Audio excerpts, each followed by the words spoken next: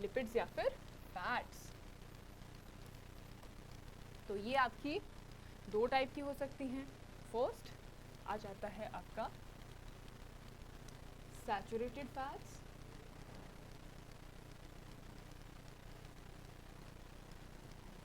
और दूसरा आता है अनसैचुरेटेड फैट।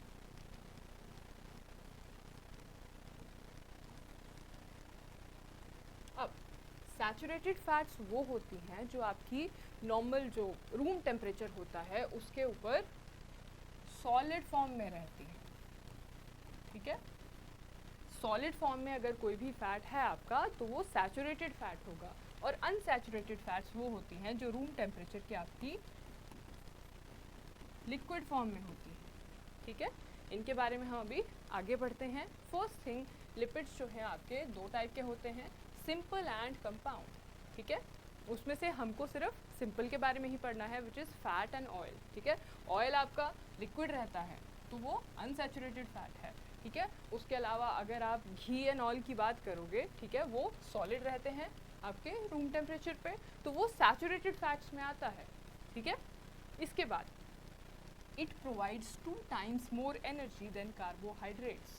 वो कार्बोहाइड्रेट से 2 गुना ज़्यादा एनर्जी देता है जो आपका लिपिड्स है या फैट्स है। कितना देता है, हमने पीछे बात करी थी कि 4 किलो कैलोरीज ऑफ एनर्जी देता है आपको 1 ग्राम ऑफ कार्बोहाइड्रेट। यहाँ पे 1 gram of carbohydrate sorry fats आपको दे रहा है 9 किलो कैलोरीज ऑफ एनर्जी, ठीक है।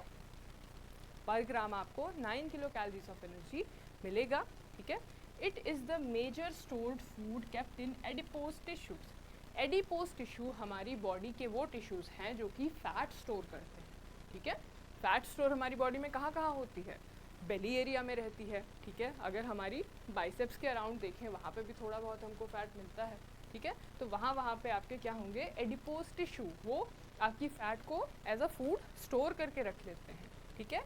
जब भी हमारी बॉडी को एनर्जी की कमी होने लगती है and we don't give it food, ठीक है, बाहर से अगर आप फूड देते रहे तो यहाँ पे जो स्टोर हो रही है फैट उसका कोई काम नहीं रहेगा। लेकिन अगर वो फूड का कभी सप्लाई कम हो जाता है तो क्या होगा, ये जो फैट एडिपोज टिश्यू में है ना, ये वहाँ से टूटना चालू हो जाएगी, ठीक है। वहाँ से ये फैट कम होना चालू हो जाएगी, ठीक है, और क्या करेगी, ब्रेक डाउन होके हमको एनर्जी देना शुरू कर देगी, ठीक है। इसके बाद मैंने अभी बताया the stored food it is used as fuel when glucose is not available. Glucose मतलब जो भी आपका फूड का ब्रेकडाउन हुआ उससे जो हमको मिला दैट इज़ ग्लूकोज, ठीक है। ये जब भी आपके पास अवेलेबल नहीं होगा तो आपकी बॉडी क्या करेगी, फैट को ब्रेक डाउन करना शुरू कर देगी, ठीक। लाइपेज एंजाइम, तो लाइपेज एंजाइम जो है आपका वो एंजाइम है बेसिकली जो कि फैट्स को डाइजेस्ट करने के काम आता है, ठीक है। हमारी बॉडी में हमने पढ़ा है कि हम आगे भी पढ़ने वाले हैं जब हम ह्यूमंस का थोड़ा बहुत डाइजेस्टिव ट्रैक्ट के बारे में बात करेंगे, ठीक है। तो वहाँ पे भी हमने क्या पढ़ा है कि 3 टाइप के हमारे पास एंजाइम्स होते हैं। पहले आ जाएंगे लाइपेज जो कि फैट्स के लिए होते हैं, फिर प्रोटीएजेस आ गए जिसमें ट्रिप्सिन वगैरह आते हैं, ठीक है, वो प्रोटीन के ब्रेकडाउन के लिए हेल्प करते हैं, और उसके बाद आते हैं आपके अमाइलेजेस, ठीक है। अमाइलेजेस जिसमें टाइलिन वगैरह आते हैं वो आपके कार्बोहाइड्रेट के ब्रेकडाउन के लिए होते हैं, उनके बारे में भी हम अभी पढ़ेंगे। 2-4 बस हमको इनके एंजाइम्स के नाम जानने हैं उसमें भी, ठीक है। तो लाइपेज एंजाइम ने क्या किया, it digests fat and break it into fatty acid and glycerol, ठीक है। जिसके फैटी एसिड एंड ग्लिसरॉल जो कंपोनेंट्स हैं उसमें इसको ब्रेक डाउन कर देता है। Our diet should contain less saturated fats which is butter, ghee, hydrogenated vegetable oils. Saturated fats मैंने क्या बताया था, जो कि रूम टेम्परेचर पे आपकी कैसी रहती हैं, सॉलिड रहती हैं, ठीक है। सैचुरेटेड फैट्स वो होती हैं जो रूम टेम्परेचर पे आपकी सॉलिड रहेगी। घी या फिर बटर जो होता है आपका रूम टेम्परेचर पे कैसा रहता है, सॉलिड रहता है, या फिर हाइड्रोजनेटेड वेजिटेबल ऑयल्स भी, ठीक। उसके बाद they should be less in our diet in comparison to unsaturated fats. unsaturated fats में कौन सा आ जाएगा, सिंपल वेजिटेबल ऑयल जिनमें हम खाना वगैरह पकाते हैं, ठीक है, वो सारे आपके unsaturated fats में आते हैं। अब हम ऐसा क्यों कहते हैं, ठीक है। हमने बोला कि unsaturated fats हमको खाने चाहिए ज़्यादा सैचुरेटेड फैट से। सैचुरेटेड फैट को हम इतना ज़्यादा क्यों नहीं खा रहे हैं? क्योंकि हमारी बॉडी का टेम्परेचर कितना है, मेंटेन रहता है 37 डिग्री सेल्सियस पे, राइट? हमारी बॉडी का टेम्परेचर मेंटेन रहता है 37 डिग्री सेल्सियस पे, और रूम टेम्परेचर आपका 25 से 30 के बीच में ही होता है, राइट? तो हम क्या कहते हैं कि जो आपकी सैचुरेटेड फैट्स हैं, जब इस टेम्परेचर के अराउंड वो सॉलिड ही रहेंगी, ठीक है? तो जब भी ये ब्रेक डाउन होके हमारी बॉडी के अंदर जाएंगी तो इनको कौन लेके जाएगा?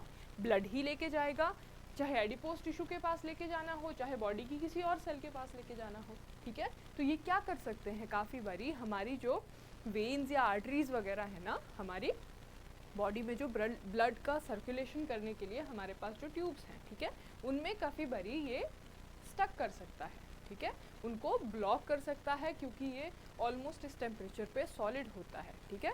और उसी वजह से क्या होता है, हमारे हार्ट अटैक के चांसेस बढ़ जाते हैं, उसी वजह से हमारा कोलेस्ट्रॉल वगैरह बढ़ता है, ठीक है? इसीलिए कहते हैं कि सैचुरेटेड फैट्स हमको कम खाने चाहिए, अनसैचुरेटेड फैट्स ज़्यादा खाने चाहिए, ठीक है? अब fat functions as a cushion and shock absorber for eyeballs, gonads, kidney etcetera. तो कहाँ कहाँ पे हमारा एडिपोज टिश्यू है, हमारी जो आई बॉल्स हैं उसके अराउंड भी एडिपोज टिश्यू होगा, हमारे जो गोनाड्स होते हैं, जो भी हमारे सेक्सुअल ऑर्गन्स हैं, ठीक है, उसके अलावा जो किडनी है हमारी, ठीक है, उसके अराउंड हर जगह हमको क्या मिलेगा? Adipose tissue. एडिपोज टिश्यू क्या करता है? फैट स्टोर करके रखता है। तो पहली चीज़ तो कि ये ब्रेक डाउन करके क्या कराएगा? आपको एनर्जी देगा, और दूसरी चीज़ ये क्या करेगा? एज अ कुशन या फिर शॉक एब्जॉर्बर ये काम करता है। अगर हमारी आई पे कोई इम्पैक्ट होता है तो फैट उसका इम्पैक्ट जो है वो एब्जॉर्ब कर लेती है, इसकी वजह से हमारी आई बॉल जो है उसको कोई भी प्रॉब्लम नहीं होता है, ठीक है, हमारी आई बॉल को कोई भी हानि नहीं होती है। इसके बाद हमने बोला कि कार्बोहाइड्रेट जो है वो हमारी बॉडी में कितना रिक्वायर करता है डेली का? 500 ग्राम्स। और आपकी जो फैट है, ठीक है, उसका डेली रिक्वायरमेंट किसी भी एडल्ट का होता है 50 ग्राम्स पर डे, ठीक है? कार्बोहाइड्रेट इससे तो काफ़ी ज़्यादा है, ठीक है? उसके